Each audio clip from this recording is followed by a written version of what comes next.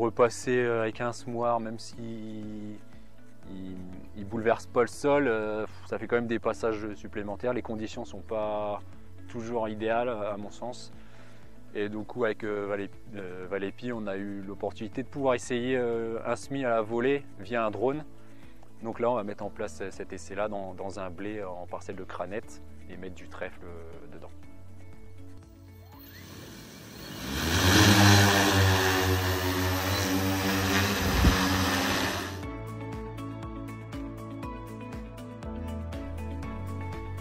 Bonjour à tous, Arnaud Solaire, dirigeant de la société Aérovision. Donc, Aérovision, c'est une société assez jeune dans le monde des sociétés, mais déjà qui a un peu de bouteille dans le monde du drone.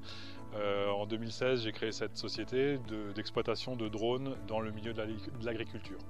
Donc, principalement, mes activités sont la cartographie agricole, que ce soit pour de la modulation, que ce soit pour des divers dégâts, gibier, météo, etc. Du largage de trichogrammes par drone. Donc ça, c'est mon activité phare, on va dire. En 2022, ça représentait quasiment 10 000 hectares.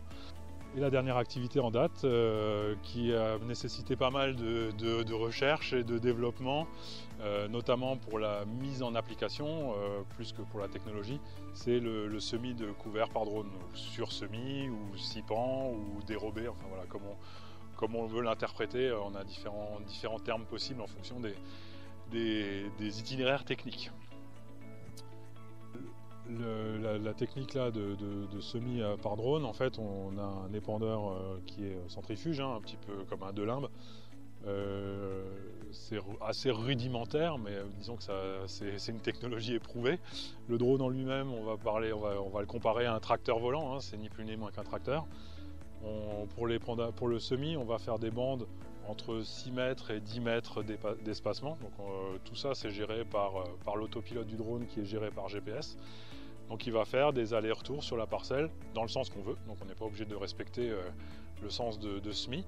Et le cône d'épandage, en fait, ça fait une espèce de parapluie, puisqu'on a quand même des grosses souffleries qui viennent un peu rabattre la graine. C'est pour ça qu'on vole quand même à une hauteur certaine, pour qu'on ait vraiment un parapluie homogène. Et là, on va avoir un espacement en fonction du type de graine qu'on va utiliser et du réglage. On a une capacité d'emport d'une dizaine de kilos. Le drone en lui-même fait 10 kg et les batteries, on a 5 kg de batteries qui vont avec. Pour tout ça, une autonomie d'environ une quinzaine de minutes, entre 10 et 15 minutes, ce qui nous permet de faire, en fonction de la densité de semis, comme aujourd'hui on a fait du 5 kg à l'hectare, on peut faire grosso modo entre 1,5 hectare et 2 hectares par vol.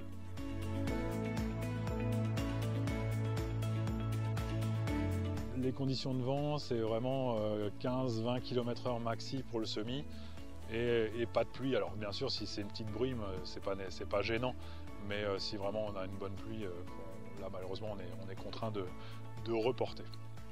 Ça nécessite un petit peu de travail de la part de l'agriculteur en amont et de la part de la coopérative ou du négociant, notamment dans le détourage des parcelles qu'on va venir survoler.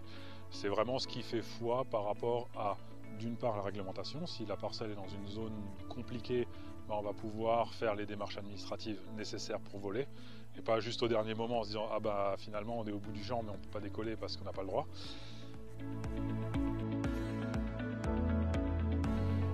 Alors les conditions de sursemis optimales quand on utilise un drone, c'est exactement les mêmes que quand on sème à la volée avec un semoir type delimbe. Là on ne se soucie pas de la portance du sol, donc peu importe s'il est humide ou sec, mais l'important vraiment c'est d'avoir une pluie suffisante après le semis, voilà, au moins 10-15 mm pour que la graine puisse germer, puisqu'on la dépose vraiment à la surface du sol, puisse germer, et puis qu'ensuite la légumineuse puisse se développer correctement par la suite.